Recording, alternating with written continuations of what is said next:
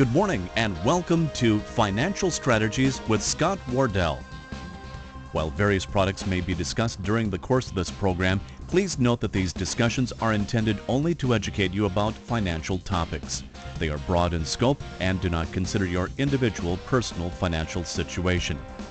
You should work with a qualified financial professional in collaboration with your attorney and tax advisor before implementing any financial decisions which will affect your personal financial situation. Thrivent financial representatives cannot provide legal or tax advice. Your local Thrivent representatives are Wayne Grunkley and Alan Sogstead, 215 Atlantic Avenue, Morris. Call 589-1731. And now, Financial Strategies with Scott Wardell.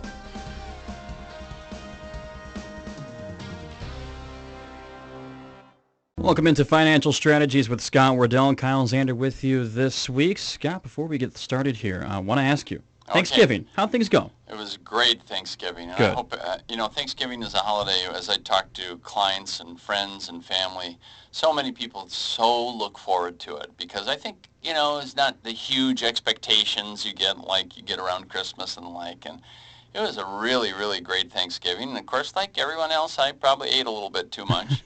During the course of the week, I had said to a couple family members, boy, on the track we're on here, we're gonna gain 5 pounds before Thanksgiving. My son was home from West Virginia, and that means we have to make a big meal and go out for a big meal and do all that. But we still had room for Thanksgiving. There you go. How about you, Kyle? Things went well. We had the entire extended family over to our place and got through it. And now there's a mess to clean up, and we'll get to that eventually. But it is Saturday, isn't it?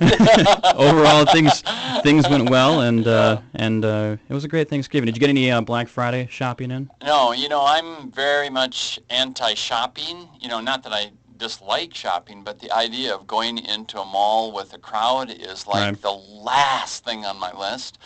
My tradition on the day after Thanksgiving is that we go pheasant hunting. So my son and I were out pheasant hunting yesterday, and we didn't get anything. There aren't a whole lot of pheasants out there, although we did see a few.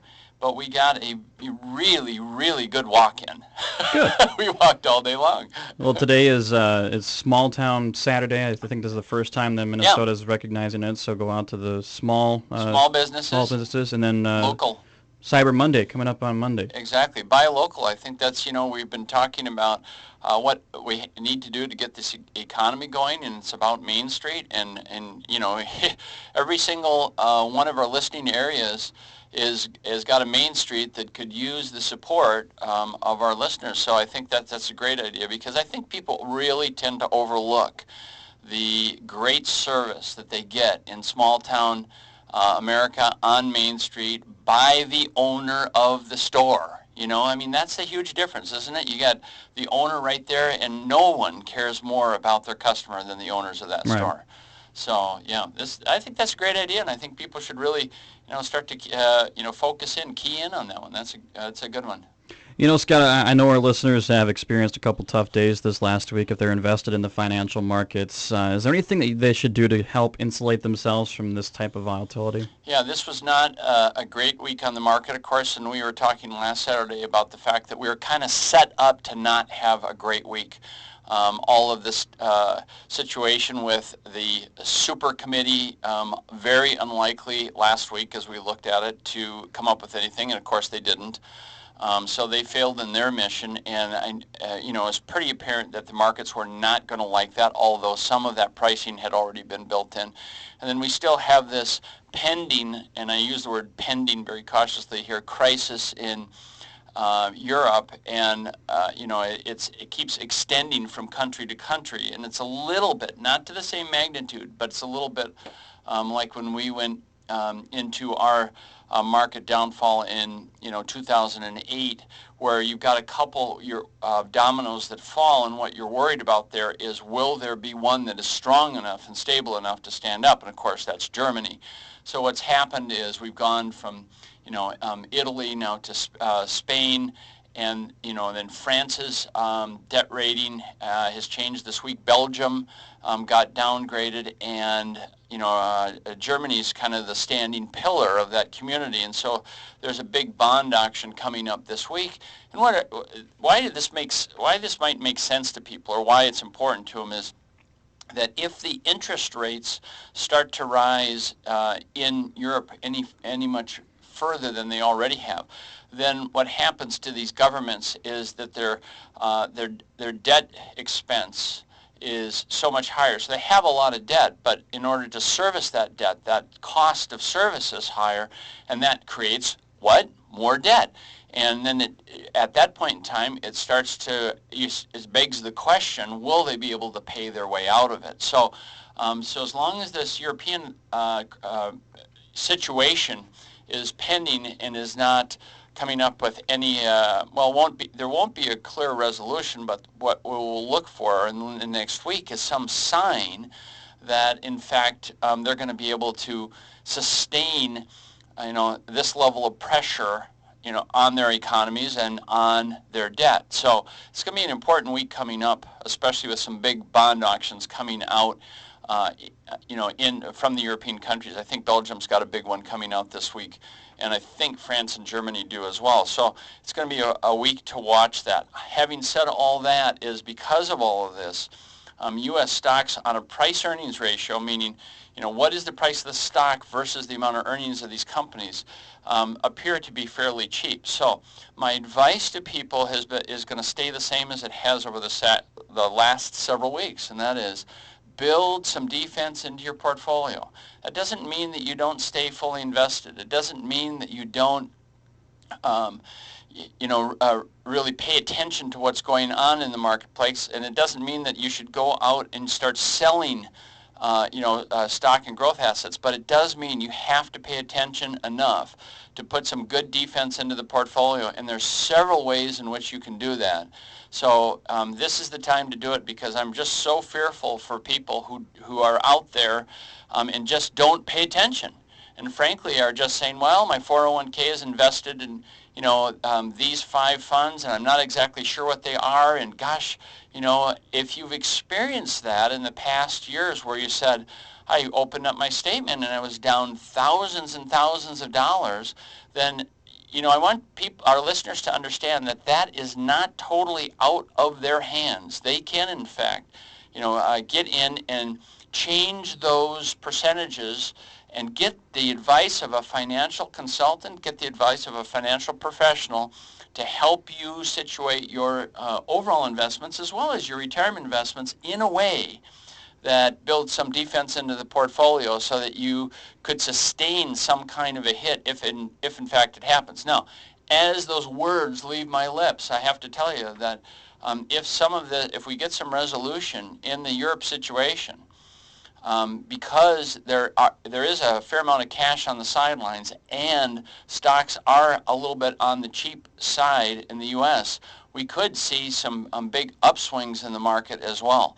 But this looming cloud is something that people really, really need to watch out for. So that's an awful lot on the market here today, but I think it is so important that people pay attention to this, right, that I want to make sure that they don't listen to our show without some alarm going off that says, doggone it, next week when I get into my office, I'm going to pull out that statement. Or here I am at home today and I have 15 extra minutes. I'm going to pull out that statement and I'm going to look at it. And if it looks like there's something I could do, or if I don't understand it, I'm going to call a financial professional and I'm going to have that half an hour or 1 hour consultation that they keep offering on the radio. And really, get a sense of, is there something I should be doing here? Because what we're trying to prevent is those folks who said, gosh, this thing just went down like a rock, and I didn't even know what to do, and so I did nothing. So that's the thing we're trying to prevent. You're listening to Financial Strategies with Scott Wardell. I'm Kyle Zander. Scott, today we're talking about estate planning and trusts. Yes, we are. And here's the thing, that I've got Cindy DeRuyter from DeRuyter Law with me again. Thank you for joining us, Cindy. I really enjoy having you on the show. Thanks so much for having me. And last show, we covered a lot of great information, but we started with the basic stuff, We talked about what is an estate, and you know, basically said everything you own. Yep. And Easy so answer. everybody has one. That's right. Exactly. What is probate? And we talked a little bit about the legal process there and the fact that wills do not actually do not help you avoid probate in any way. So we kind of busted that common myth. Correct. We talked about who needs a will. And in the who Everybody. needs a will, and we basically said, well, that's pretty much everybody, but especially, you know, families with young children, because the will is the document that says who's going to take care of the kids. That's But right. basically, everybody should take the time to get their life organized enough to have a will. And we also talked about, well, how does a will work when I have a beneficiary on an account? And, you know, we talked about the fact that if you have any kind of, we just talked a minute ago about 401ks and IRAs. If you have a named beneficiary on those accounts, you know, it really doesn't the will has no effect on that whatsoever. So the will really takes over where you've not named any kind of beneficiary of any kind. So did I miss anything, or did we pretty much cover it? I think you covered it. Okay. Okay, so that was kind of our basic show. So today we told our listeners that we're going to get into more of the discussion about trusts. And trusts, can be used in situations where it's not a huge estate. It's easy to set up some of these smaller kinds of trusts, and I know you're going to talk about that. And they can be used in some advanced estate planning. So tell us to start with the two basic types of trusts and how people use them. Sure. Well, I always tell people that trusts come in two different flavors, Okay. revocable and irrevocable. The most popular flavor is revocable, the most common type of trust. And a revocable trust, just as the name suggests, can be changed or modified during your lifetime fairly easily. The revocable trusts are often used to remove assets from the probate estate. So we talked last week about what needs to go through probate, and anything you put into a revocable trust passes outside of the probate process. So that's a big draw for a lot of people. Yeah, isn't it the number one thing that people use to try and avoid probate? I think it is. Yeah. Yep, that's safe to Okay. say. The other flavor, irrevocable trust, just as the name suggests, is irrevocable. So a decision to use an irrevocable trust should never be entered into lightly. It is, you can't change it, but they're enormously helpful in removing assets from the taxable estate. So we talked a little bit last week, and I think we're going to talk some more today about estate taxes. And irrevocable trusts are a way to completely get those assets out of the estate. They're often used for charitable purposes, and I think we're going to talk more about that this morning too. Yeah, okay, good. So, you know, I think people understand the terms revocable, meaning I can revoke it, I can get rid of it. Irrevocable, it is pretty much permanent. And in that sense, an irrevocable trust kind of becomes its own entity, doesn't it? And maybe this is a stretch, but I always think of it as it's kind of similar to if I had a corporate entity. If I have a corporation, then it pays its own taxes, it does its own stuff. That's exactly right. It's its own animal. It has its own tax ID number. There are annual filings that need to be made. It's a separate entity. Right. It's permanent. It's separate. It's taxed differently, etc. So we've got these two different kinds of trusts. The big categories: revocable and irrevocable. And let's start with the testamentary trusts. And you know, there are different kinds. Some are set up for children. Tell us a little bit about that whole area of work and who might be looking at those. Sure. So a testamentary trust is a revocable trust. And when you set up a testamentary trust, you're setting it up through your will. So your will contain language saying, at my death, I would like this trust to be created and administered as I'm setting out here in my will. Most commonly, they are used for people with minor children. So you set up a trust so that your assets will be available to minor children. They'll be protected until the children are capable of fending for themselves. A 12-year-old, as an example, can't and shouldn't receive your IRA. That's exactly right. Exactly or right. any other kinds of investments. So you set up this trust. Yep. Okay. Yep. Good. And it's again, it doesn't exist until your death, so it's completely revocable. But at your death, this trust would spring into being. It distinguished from what's referred to as an inter vivos trust, a living trust, which is created and exists during your lifetime. Okay. So the testamentary means basically trust created by the will That's exactly right. named in the will. Okay, good. Well, that's a good start. It looks Kyle's given us the sign here that we've got to take a little break. Got to take a break. Yeah. So we're going to come back in a few minutes and we're going to talk about marital trusts. We're going to talk about how to plan your estate in such a way to maximize your unified credit and pay as little estate tax as possible. But we've got Cindy DeRuyter on here, so stay tuned. We've got lots more about estate planning and trusts are today's topic. You're listening to Financial Strategies with Scott Wardell. How would your financial life improve if you changed just one thing? Avoid ATM fees, make your gifts rather than buy them, protect yourself from identity theft, save more for your family's future. The list goes on. If you heard something today on financial strategies that motivates you to change one thing in your life, Thrivent Financial for Lutherans has free tips and resources you can use to do one thing differently. Find more at thrivent.com/one thing. Think about your finances, your lifestyle, your wants versus your needs. What one thing can you change today and see the impact tomorrow? Perhaps your family will save all your change for a month and donate it to charity. Maybe you'll finally write a will. Whether you choose to start simple or take a big step, that one thing can really make a difference. If you heard something today on financial strategies that motivates you to change one thing in your financial life, Thrivent Financial for Lutherans has free tips and resources you can use to do one thing differently. Find more at thrivent.com/one thing.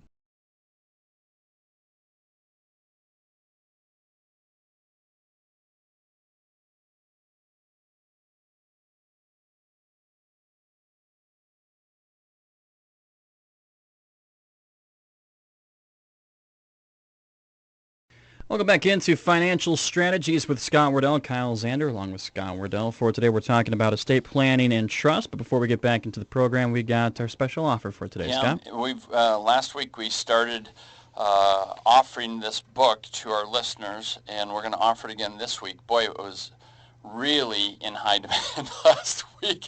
So I have to put a limit on it today because I thought, well, I'm going to say there's an unlimited number, and of course we had to order a bunch more of these books, but it's called the Everything Wills and Estate Planning book. It's the second edition. It's by Deborah Layton, and it is really very much following our discussion here, Cindy, and I know you had a chance here to look at it. Did you have a chance to? What's your impression of the book? It's a good overall kind of introduction. Exactly. Yeah, because they're talking about here about, they have a chapter on avoiding probate, understanding the probate process, the parts of a will, drafting your will, changing your will, and they get all into trust. So they pretty much are. Well, I guess I should say they're following our show, but they were there first. They were there first. They were there first. So, but at any rate, it's called the Everything Wills and Estate Planning book, and you can get that if you call this toll-free number. It is 1-855-346-4332, and we had to order a bunch more of these books because we had so many calls last week. So I'm going to limit it to our first 50 callers. That's going to mean that almost every person who calls in today is going to get a book, but it makes sure that I know what my financial limit is. And this book is $17 and some odd change. I think it's $17.95 or something like that at Barnes & Noble. So you can go pick it up there. You can get it from us for free. So when you call this number, I'll give it one more time, 1-855-346-4332. That's the Everything Wills and Estate Planning book. And you mean everything. I mean everything, absolutely. So call, and all you need to do is leave your name, your address, your phone number. We'll ship this book out to you. Now, the folks that called in last week, if you haven't got your book yet, it's on its way, I promise you. We had to order a bunch more books to fulfill all of the people that called in. And please, just one book per family. Don't order one for your kids. And no one did that, but I started worrying about that after our show last week because I said unlimited. What if someone calls and says, I have 5 kids? No, just one book per family, please, and then give us a call. So, okay, we've got Cindy DeRuyter on today, and we're talking more about estate planning. And we were talking a moment ago really about revocable, irrevocable trusts and trusts for children. So in that whole avenue of setting up trusts for children, How common, Cindy, is that? It's extremely common. Anybody with minor children who has a will prepared, any good attorney should automatically include a testamentary trust in that will for the minor children. And So, I would expect that this really helps cover the situation that, let's say, mom and dad are out for dinner and they both get killed in a car accident, or, I have heard of a couple nearby to where my office is where within I think it's about a 2-year period of time, they both died of some terrible diseases, and you're just like, wow, how does this happen? It does happen. it does. And then you really need to have that trust set up, especially for that case, correct? That's exactly right. Okay, good. So Cindy, let's talk a little bit about marital trusts and how they work. Walk us through. Sure. And before I get into that, I just want to say that the marital trusts and some of these other types of trusts that we're going to talk about today are extremely complicated areas of the law. So Okay. Please don't take anything I'm telling you as specific legal advice. If this is an area that you have some interest in, I'd advise you to find an attorney and discuss it some more and Absolutely. talk about your specific situation. But Yeah, I'm glad you said that, because it's so true as well when we give financial planning advice, is that your situation matters so much. Yes. And it changes so much from one to the other. So what we're trying to do is give people just a general education here of how this stuff works, and hopefully it gets them to pay attention to their own situation enough to act. Exactly. Yeah. Exactly. Okay, good. So marital trust at a very high level, the purpose of a marital trust is really to use both spouses' applicable credit amount. And we talked last week about estate taxes. The applicable credit amount in 2011 for the federal level is $5 million. So each spouse has a $5 million credit amount. A marital trust is designed to use both of those so that a married couple could potentially exclude $10 million from federal estate taxes.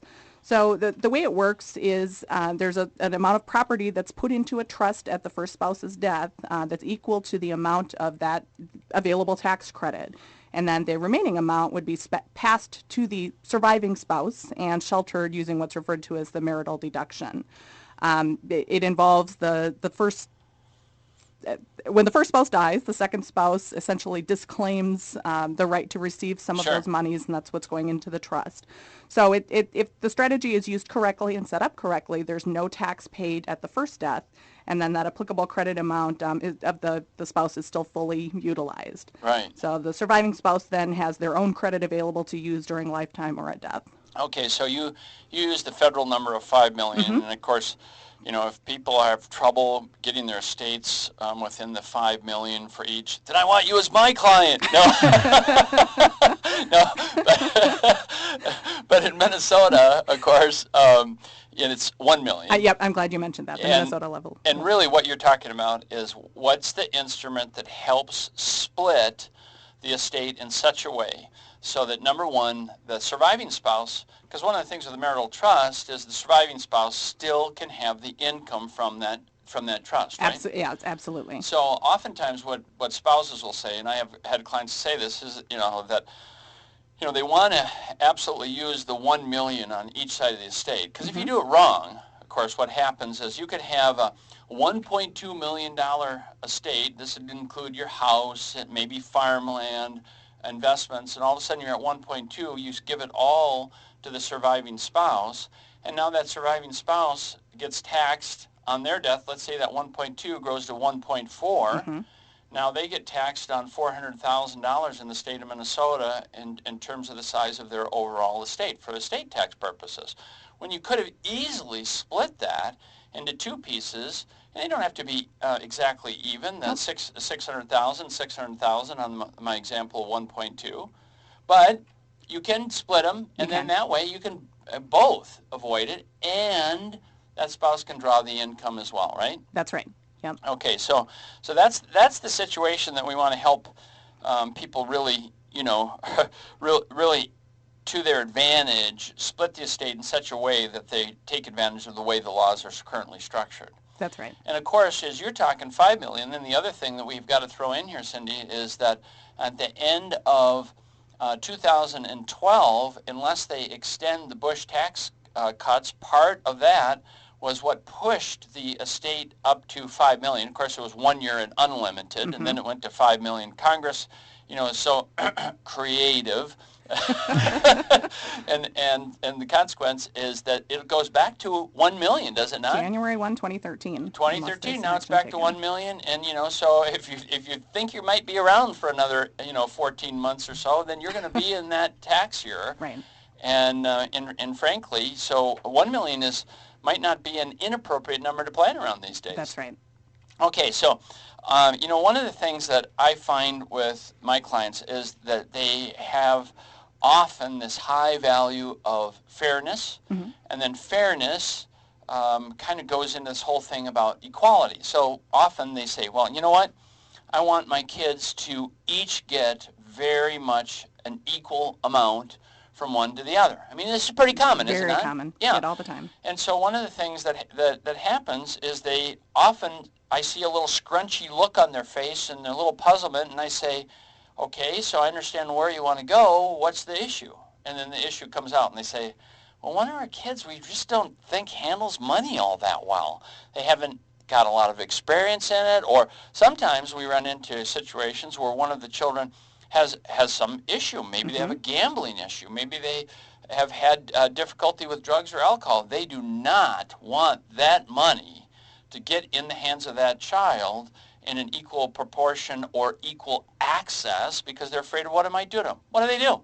Yeah, so a couple different things. The scenario you described, there is some planning that can be done through trusts to put some limitations on how children can access the money, or ages they can access the money, or other requirements that need to be met before that can happen. Right. Taking it a step further, the child who maybe has a gambling problem or has gotten into some trouble with creditors and maybe had bankruptcy issues, there are spendthrift provisions that can be put into a trust. And it's actually standard in just about every trust created today, at least in Minnesota. Spendthrift clause is really a powerful tool that would protect trust assets from the reach of the children's or beneficiaries' creditors. Okay, so meaning if they get the value of the trust and they have built up massive amount of credit card debt and maybe a big mortgage, that it's still protected. That's right. Okay.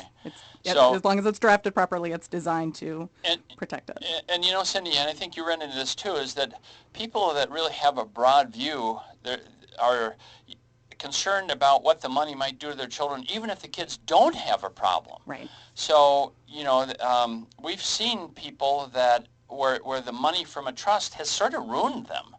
And it took away their ambition or whatever it happened to be. But one of my favorites was actually years and years ago. There was a client who they somehow constructed a trust that said, this trust shall pay to each of my 2 sons, I think it was 2 sons, an amount equal to the amount that they could produce in either a W-2 or 1099 each year. So basically the trust was created in a way to be an incentive to work. Yeah. Because if you didn't do anything, you didn't, or you work part-time or whatever, you didn't make much money, the trust would only match what you made.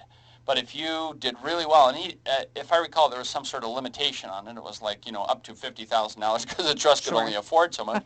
But, maybe is there such a term as an incentive trust? Because that's what it should be called. Yeah, absolutely. And people often will put provisions in a trust saying, my children can receive this money if they get a post-secondary degree or if they get a graduate degree. Sure.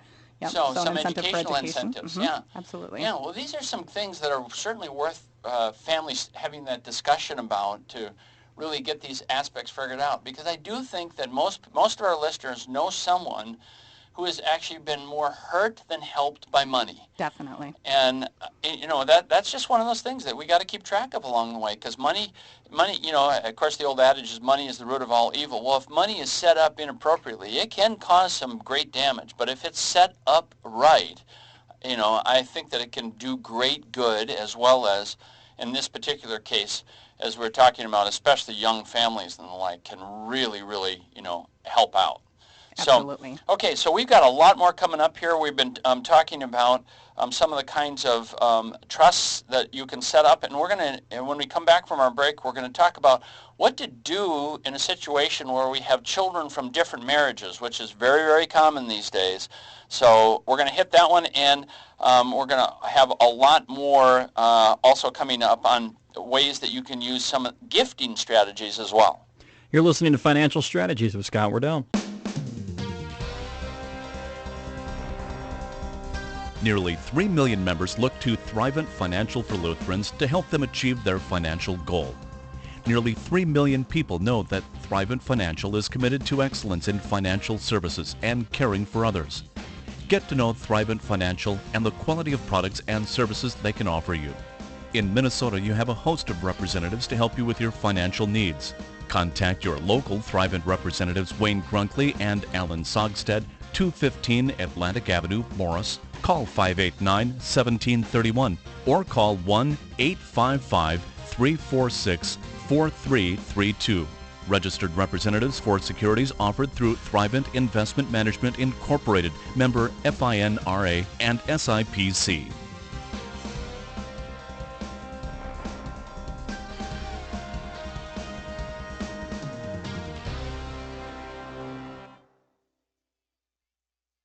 Welcome back to Financial Strategies with Scott Wardell. Kyle Zander here with Scott Wardell. We're talking about estate planning and trusts for today. Absolutely. And let me just hit this free offer of the day again, if you don't mind, Kyle, because if people want to call in, we're going to send them this book called The Everything, Wills and Estate Planning Book. It is kind of following our discussion, so it's got the first half of the book is really on the most basic things such as wills and probate, and then it gets into trusts, and I think it's a really good reference book. This is not a book you're going to sit down and read cover to cover, but it is a really, really good reference book, and if you're planning on setting up some time with an attorney to get your estate plan in place or to talk to your financial planner, then one of the things that I would say is it's a good book to give you the right questions to ask. It'll tell you enough so that you have that kind of broad framework, and then your next step is let's boil it down to the specific situation of that particular individual. So it's called The Everything, Wills and Estate Planning Book, and you call this number it's a toll-free number, 1-855-346-4332. I'm going to give it one more time. Write it down. Give us a call. I'm going to limit it to the first 50 callers, which means that we're going to be able to get books to almost everyone who calls in today. So it is 1-855-346-4332. And leave us your name, address, and phone number, and we'll send this book out to you this week. Those who called last week might not have yet received their books because we had to order a bunch more. We got a bunch more calls than we had anticipated, but if they don't get them on Monday, they're going to get them on Tuesday of this next week. So, Cindy, we have been talking. I was going to say that, Scott and Cindy, we've been talking all day about people and trying, at the very least with this program, it's to get people to be taking a look at what's going on in their financial lives. And when we're talking about estate planning and trust for today, if people do have questions, they can give us a call, and you guys are going to be here to answer the questions. You can give us a call at 952-758-2571 or 1-888-758-2575. Those numbers again, 952-758-2571 or 1-888-758-2575. Yeah, if you've got a burning question here this morning that you're listening to the show and saying, hey, I really want to know how this works, call in and we'll do our best. Okay, so Cindy, we have been talking here about the situation, how to make things equal and fair, and now let's get into this whole situation about what do we do when and how might trusts come into a situation where you've got children from different marriages, the yours, mine, and ours situation, that has become far more common these days. Extremely common situation. And the problem really is that remarried spouses can sit down and have wills prepared and provide in their wills for all of their children, and including children from previous marriages. But when one spouse dies, the other spouse is always free to change their will, and there's no guarantee that things are going to go as planned. Right. So a couple of different solutions to that problem. And the first one doesn't even involve an attorney. It doesn't involve trusts. It's simply meeting with your financial advisor and structuring beneficiaries on things like life insurance or retirement accounts, and making the children from a previous marriage the beneficiaries of those types of accounts. Absolutely. Or policies. We do a lot of that. Yep. People do that very thing that you're describing pretty frequently. Yep, very simple solution. Of course, the catch is in the case of an insurance policy, you need to keep making those premiums and keep that policy in force. Well, and in the case of any investable assets, unless you name them all on one particular contract and all on all contracts, which is really the cleanest way to do it, by the way. But some people say this contract or this account goes to this child and this other one goes to another child. Well, as we know, investments don't perform equally. So That's one right. of them starts to go up, the other starts to go down, and then we have to, readjust them along the way. And there are some reasons why people want to do that, but and it might be the tax bracket that each one of these kids are in order to really, try and get it to pass in a way where less income tax, now I'm talking income tax, might get to be paid. But for the most part, the easier way is to, let's say, gosh, I want, my 3 children to benefit from these particular accounts, then name them all on those particular accounts, and then you don't have that crazy adjustment piece going on. Exactly. And the other option, of course, we are talking about trust today, and the other option is you could establish a trust instrument naming the children as beneficiaries. And as we talked about before the break, there are some options, some incentives that can be put into that. Can be very flexible. So. And some people do both because, of course, there's some assets which are really easy to put named beneficiaries on, and others where, frankly, it's a lot easier if you actually have them either pass through the will or through some form of a trust in order to get them, ultimately to your heirs. So That's a lot of times we've got both of those things going on at exactly the same time. So Cindy, let's go in a little bit to this whole arena of gifting. Sure.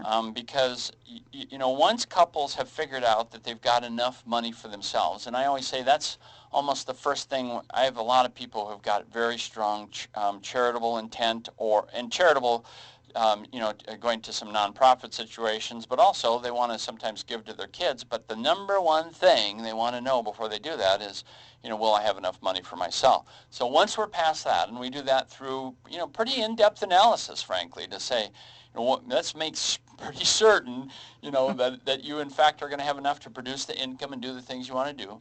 Then we start to look at some of these gifting opportunities. So how does that all work into the estate plan? Sure. And last week we talked about wills, and I mentioned people often include charitable bequests in wills. That's very, very common, but I want to remind everybody that if you're thinking about doing that, remind everybody that your will only handles your probate assets. So sometimes people will say, I want to give 10% of my assets through my will to my church or to my favorite charity. And you can do that, but it's not 10% of your estate. And I think sometimes people forget that. That wouldn't include things like retirement accounts and other accounts that aren't passing through the will. So having said that, there are, as I mentioned, there are some trust options. And again, this is another area that's extremely confusing and extremely detailed, but there are several different types of irrevocable charitable trusts. There's what's referred to as a charitable remainder trust, where in a nutshell, that's set up so that you receive, or beneficiaries you name receive the income during your lifetime, but then the remainder of the trust assets, the trust principal, passes at death to the charity that you've named. Sure. On the flip side, there's also what's called a lead trust, and that's just complete opposite. The charity gets the income during the lifetime, and then the balance goes to whoever you've named at your death.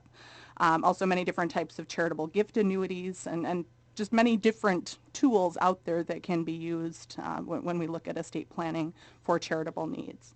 And another, and maybe you're going to mention this anyway, Scott, but another neat option available in 2011 is the IRA charitable rollover, which the charitable rollover will allow anybody who's 70 and a half or older to donate up to $100,000 from their IRA to a public charity without counting the distribution as taxable income. Right. So. And this is, and I do know clients that have taken care, have done this just to take advantage of, it's a huge tax benefit Can be huge. for a number of people, very frankly. So, yeah, that's a good one. Anything else on that list? The only other point that I'd bring up is this is, again, a very confusing area. If this is an area of interest to you, talk to your tax advisor, talk to an attorney, talk to your financial advisor to make sure that everything is happening the way you want it to. And one of your key points there was, if you say 10% of my estate or whatever, you got to make certain that you have good coordination with how you've got beneficiary setups on your other accounts. Extremely important. Yeah, exactly. So, and again, I know many of our listeners say, wow, this really sounds complicated, and that's really why, and I have a strong bias here, obviously, but the partnership between your financial consultant, your financial professional, and your attorney is so important at this point in time, because that conversation, you got two people that both know the language well enough to communicate to each other and hopefully as well to the client. So, okay, Cindy, a really big topic for me is the business owners. Let's really talk about the business owners and estate planning problems that they might have as well. Sure. One big problem, business owners very often have what I refer to as an estate tax problem. Business owners can very easily get over that $1 million level in Minnesota, or even the $5 million federal level. Well, and a lot of our listeners are, might own farmland and run a farming operation, and they're business owners, so they know about. They're in that situation. Yep, exactly. So the biggest problem there is at their death, if they haven't done any type of planning, their estate may owe a sizable estate tax burden, and they may not have any liquid assets available to pay those estate taxes. So really important to do some planning ahead of time so that there is some liquidity available and there is some money available to pay any taxes that are due. Business succession planning is another huge area, and living trusts are a great way to help facilitate business succession planning. Well, and along that lines, of course, is who's going to operate this business? Right. So a lot of our farm partnerships and the like really depend upon both those partners living, and it's going to take some major cash flow to maybe bring in some extra help, and it's not just in the event of a death, because I had a situation this last year or the year before, I lost a little track of time here, where someone got so disabled that they couldn't run their business, right. And the spouse was completely overwhelmed by what is it that we need to do, in order to get this situation settled, so that we don't take this lifetime of building some savings and some wealth, very frankly, and diminish it over a short period of time, because of this incapacity. But and death, of course, is the other thing that really can ruin a lot of businesses. Right. And sometimes people don't think about that until something happens, unfortunately. Yeah, exactly. You got to do some pre-planning.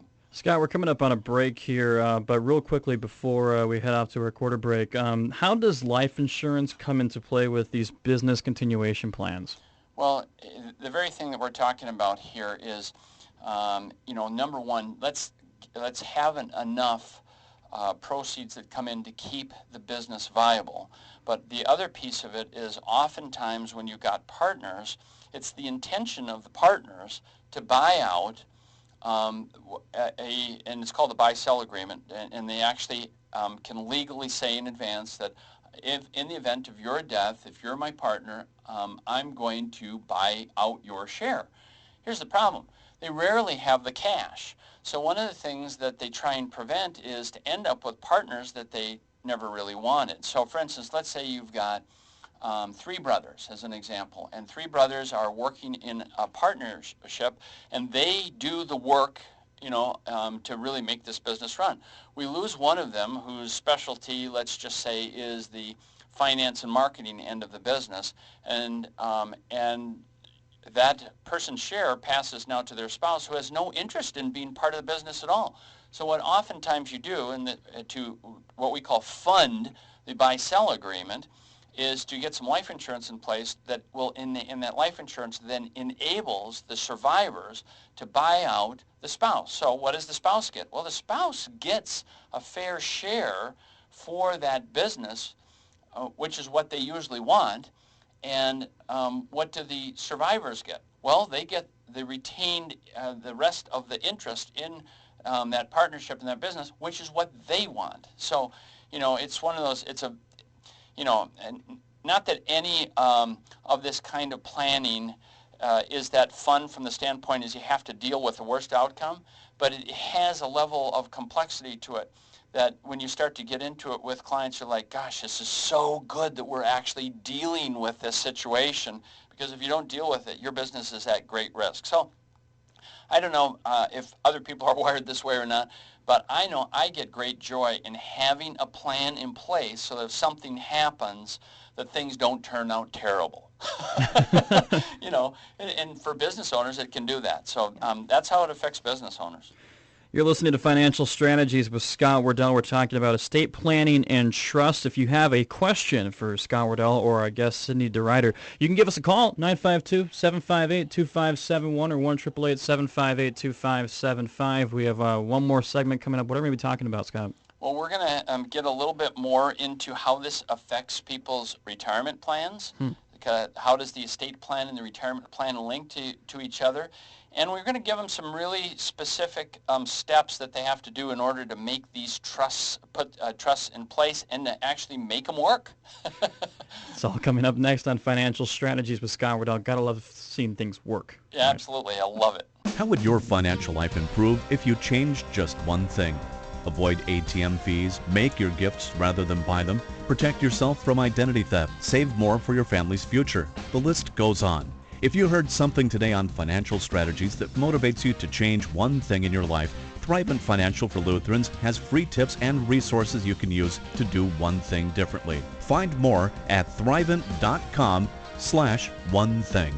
Think about your finances. You're listening your to Financial lifestyle, Strategies your with wants versus your Scott needs. Wardell and What Kyle one thing Zander. can you Scott change Wardell, today guest and for see today the is impact Cindy DeRuyter. tomorrow? We're talking about Perhaps estate your planning family will save and all your trusts. change for a And month one and more time, donate let's it talk to about charity. that giveaway. Maybe you'll Absolutely. finally It's a write a great will. little book, Whether you and it choose to actually is start very simple easy or to take a read. big step, I that one think thing it's can really make a very easy, difference. very If you heard something descriptive. today It's on called The Financial Everything Strategies that Wills and motivates you to Estate change one Planning thing in your book by financial Deborah life, Thrivent Friedman. Financial for Lutherans Everything. has The free tips everything, and right. So resources it you can really, use to do one thing covers a differently. lot of the Find topics we more talked at about here today. And last thrivent.com/one week's show where thing. we talked about wills, what's in your estate, how to avoid probate. It's got all of that in. It's a really great reference book. I think Barnes & Noble's got it for about $17.95, someplace right in that. We're giving it away today for free. I have 50 copies that'll satisfy virtually everyone who calls in. I hope. There might be one or two that don't get it, but almost everyone who calls in will get this book with the 50 copies that we have available to send out. So you have to dial the 1-855-346-4332, and it's a recording, so just your name, your address, your phone number, and we will send that book out to you sometime in this next week.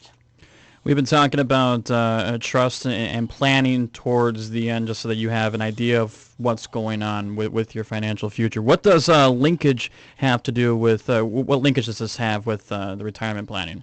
Well, it's really important that you get your retirement plan established at the same time, because you're gonna start talking about in your retirement plan. If you think about it, one of the big dilemmas in retirement, after you've answered the question is, do I have enough money? How long will my money last? Is how do you get these assets that have been growing into an income to produce an income for you during your retirement? So, there's two parts to retirement. One part is, the bumper sticker that says, I'm spending my kids' inheritance. Okay, and the other part, and that's funny, I think, but then the other part is, how do I make sure that not only that my money lasts, but what is left over? Because let's face the fact is that if you do good planning, there will be something left over, and how do you pass that on to the kids? So it is this change, this conversion in some fashion from purely growth and income assets into an income distribution stream, making sure that you do in fact have enough for yourself, and then saying, how do I equalize that to my children overall? And sometimes, Cindy, as you know, There's a charitable component as well, and you mentioned earlier, because this is how all these pieces tend to fit together. Someone might say, I really want this charity to benefit, but I want the income stream, and then we might go down the line of exploring one of the very trusts that you're talking about, the charitable remainder trust, Absolutely. and then have the charity pay that income out to them. So that's one little avenue, Yep. and that's not the most frequently used avenue, but these things are very tightly tied, and it depends dramatically, almost exclusively, on your particular situation as to which of these tools that you use. But they have to be done simultaneously. If you did an estate plan and you didn't have your retirement plan figured out, then you might be making some big mistakes, because we Yes. want to make sure you got enough for yourself before you go down that other path. Does that make sense? Yeah, it does to me. Okay, sounds good. Okay, so Cindy, we've been talking about the trusts and the trust setups. What are the main mistakes that people make when they're really going down this path? The biggest mistake, I think, by far, is people will meet with an attorney and have these complicated and wonderful trust instruments drafted, and then they won't fund the trust. And by funding the trust, I mean retitling assets into the name of the trust so that the trust actually holds some type of property. If you have a trust created and you fail to fund it, you have a very expensive trust document that isn't going to do anything Absolutely. for you. So it's really important to take that second step, and an attorney and financial advisor should be able to help you with that process, but really important that people are aware of that. Second thing I want to bring up is this people using reference tools to try to create things themselves. Sure. This book that you're giving away today, Scott, is a fantastic reference tool. I would not use it beyond a reference tool, so I don't Right. suggest somebody get that book and I try to couldn't agree draft more. their own trust instrument. Right. This is a very complicated area of the law, so it is important to have somebody who knows the ins and outs, and especially the ins and outs of Minnesota law. This book is not specific to Minnesota law. So, and then I guess the third common mistake is kind of the set it and forget it mentality. You have this great trust instrument drafted, but then as things change, maybe somebody you've named as a successor trustee passes away, you fail to update the trust. Could be some problems down the road if you fail to change that. So. As I mentioned, revocable trusts can be amended or restated, and it's important to take that step as situations change. Absolutely. I want to go back to one of the quick things that you said here, and that is not funding the trust. Because people don't necessarily understand either finances or the law all that well, which we don't expect them to, Right. So that we try our best to make sure that we stay on this and communicate until people really have a good grasp. But there is no magic in these trusts from the standpoint of once you have the trust set up, it doesn't mean that all of a sudden it's controlling the assets that you own. That's right. So, and I've had people that, that have come in and I've said, okay, now you've got this trust document, but, none of your assets with me are in the trust. Are there other assets in the trust? And they said, well, won't the trust just take over? No, Right. the trust only takes over those things that are now retitled and put into that trust. So I totally agree with your assessment here that people have got to take that time and not be I think sometimes people both in terms of constructing their estate plan and funding it, that they sometimes are a little penny wise, pound foolish. Right. Because when the attorney asks them, well, do you want our office to take care of retitling this stuff for you, or would you prefer, to do that yourself? Well, if your attorney and your financial advisor are in concert, this is a pretty easy thing to get done, It is. frankly. So, I would suggest that, and this is not a spot to be penny wise and pound foolish, because it could get you in a lot of trouble. Wholeheartedly agree. Well, all right. We went through a lot of stuff today, Scott. Yes. It's all Lose you along the way? it's all good stuff. And as you mentioned, you can give a call for the book to get more information and help things out with your own specific situation. But what do you hope, Scott, that people took away from today? Well, at a really high level, what I hope that they have, that one of the big takeaways here would be that this is an arena that they should pay attention to.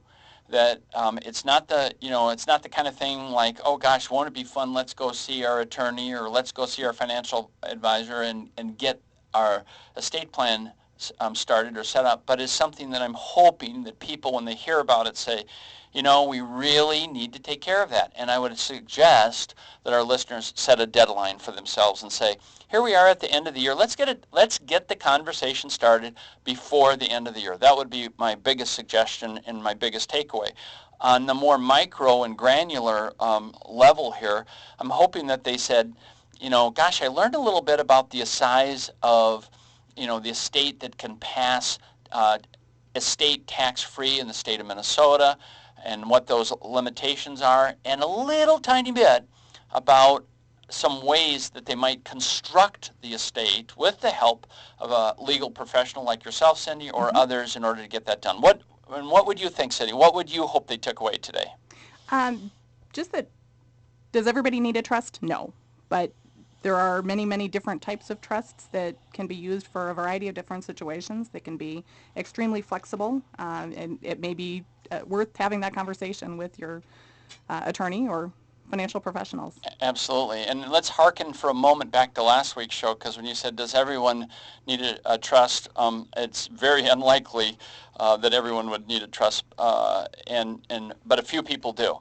Absolutely. But almost everybody, hard to imagine, almost everybody needs a will. I agree with that. So I don't want to leave that one behind. So, and again, if people want to get a copy of our book, they can call this number. I dropped my number on the floor here, so I picked it up. 1-855-346-4332 for the book, The Everything Wills and Estate Planning Book. And for our first 50 callers, we're going to send out a copy of this book this week. But Cindy, thank you so much for joining us today, and you're a wealth of information and a joy to work with. We really appreciate that. Thanks for having me. Hope to have you back one of these days. Thanks, Scott. You've been listening to Financial Strategies with Scott Wardell here on your respected network. Have a great rest of your Saturday. We hope you've enjoyed the past hour of Financial Strategies with Scott Wardell. While various products may be discussed during the course of this program, please note that these discussions are intended only to educate you about financial topics. They are broad in scope and do not consider your individual personal financial situation. You should work with a qualified financial professional in collaboration with your attorney and tax advisor before implementing any financial decisions which will affect your personal financial situation. Thrivent financial representatives cannot provide legal or tax advice. Your local Thrivent representatives are Wayne Grunkley and Alan Sogstead, 215 Atlantic Avenue, Morris. Call 589-1731. Join us again next week for Financial Strategies with Scott Wardell on KMRS Morris.